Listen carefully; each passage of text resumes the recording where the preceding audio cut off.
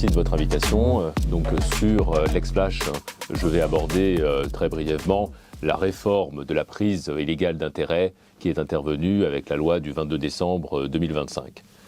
Cette réforme, en fait, s'inscrit dans le prolongement des travaux effectués par M. Christian Vigouroux dans le cadre de son rapport de mars 2025, qui dresse le constat d'une augmentation croissante de la responsabilité des élus et des décideurs publics.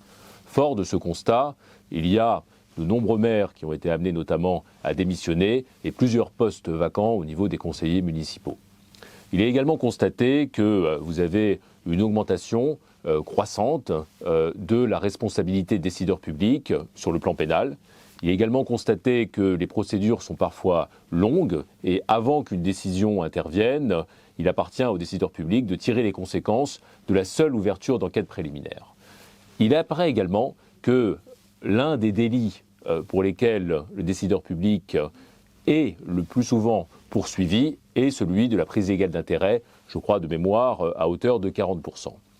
Raison pour laquelle, à la suite de ce rapport, des travaux parlementaires sont intervenus pour réformer ce délit de la prise illégale d'intérêt qui revêtait en quelque sorte quasiment une automaticité à partir du moment où un décideur public se retrouvait dans une situation où la décision qu'il prenait d'un côté avait nécessairement des répercussions sur l'autre.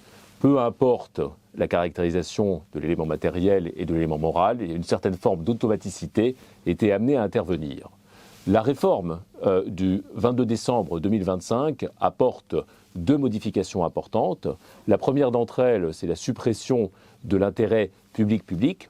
Donc autrement dit, lorsque le décideur public est amené, de par ses fonctions en qualité d'un domaine public, à prendre une décision qui a un impact sur un autre domaine public.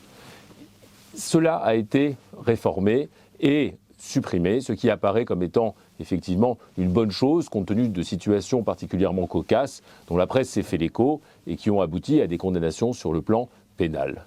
Autre réforme qui apparaît importante dans le cadre notamment de la restructuration de ce délit sur l'élément intentionnel qui retrouve sa consistance avec la formule de nature à compromettre et la connaissance même que doit avoir le décideur public de la situation dans laquelle il se trouve et délibérément donc outrepasse cette réserve entre d'un côté cet intérêt public et la décision prise a un impact sur l'intérêt privé.